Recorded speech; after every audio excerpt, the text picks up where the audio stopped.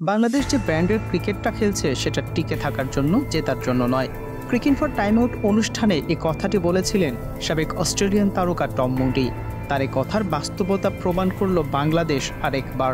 ভারতের বিপক্ষে বাংলাদেশ তুমুল লড়াই করলো, তবে সেটা জয়ের জন্য নয়, সম্মানজনক হারের জন্য।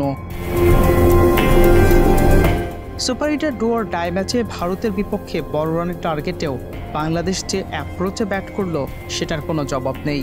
কোটায় খেলা লিটন দাস আরও একবার ব্যর্থতার পরিচয় দিলেন। ওয়ানডে স্টাইলে ব্যাট করলেন তানজিদ তামিম, একই পথের পথিক অধিনায়ক নাজমুল শান্তও। 200 টার্গেটে যেভাবে শুরু করা দরকার তার ছিটে ফুটেও দেখা গেল না বাংলাদেশের কাছে।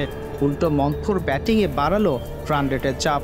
এরপর সেটাতেই পৃষ্ঠ হলো বাংলাদেশ, কপালে জুটল 50 রানের বড় হার।